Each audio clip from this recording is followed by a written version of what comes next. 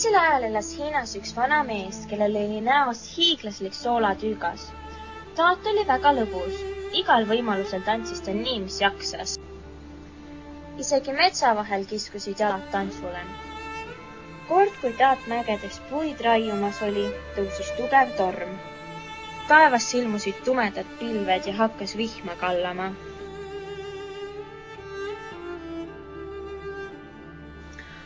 Taat otsis metsas abitult varju.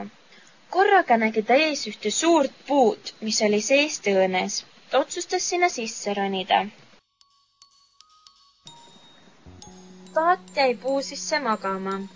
Kui ta üles ärkas, märkas ta puu ümber tantsivaid lõbusaid härjapõlvlasi. Algul pelgas Taat härjapõlvlastega ühineda, aga siiski ei suutnud ta vastu panna ja hüppas nende keskele tantsima. Vanamehel oli väga lõbus ja ka härjapõlvised nautisid tema seltskonda. Härjapõlvlastele meeldis väga Taadi tants. Kõik ootasid rõõmsalt peatset kohtumist. Nad leppisid kokku, et tantsivad ka järgmine õhtu sama puu juures. Taat lubas küll tulla, aga härjapõlvlased ei usaldanud teda ja võtsid pandist tema näost soolatüüka. Taat oli algul veidi hämmastunud, kuid varsti oli ta õnnelik, sest ta sai aru, et ta oli lahti saanud teda eluaeg vaevanud soolatüükast. Kodus söögilaua ääres rääkis vanamees Heidele teda tabanud suurest õnnest.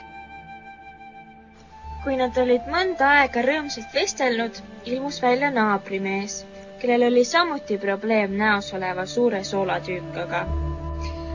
Taat naeris kõht kõveras naabrit. Heit ja Taat jätsid naabrimehe kurvalt nukrutsema. Ta mõtles kaua, mida edasi teha. Kui ta oli natuke aega mõelnud, tuli tal idee. Ta läheb ise vanamehe asemel härjapõlvastega tantsima. Naabrimees käis mööda metsa ringi neid otsides ja peagi ta nägigi härjapõlvaste pidu. Ta lõi nendega julgelt kampa ja tantsis nii, kus oskas. Aga härjapõlvastele ei meeldinud siiski ta tants. Naabrimees tantsis küll aina hoogsamalt, kuid härjapõlvastest tekitas ainult trotsi. Solvunult asetasid nad Taadi soolatüüka naabrimehe ninale.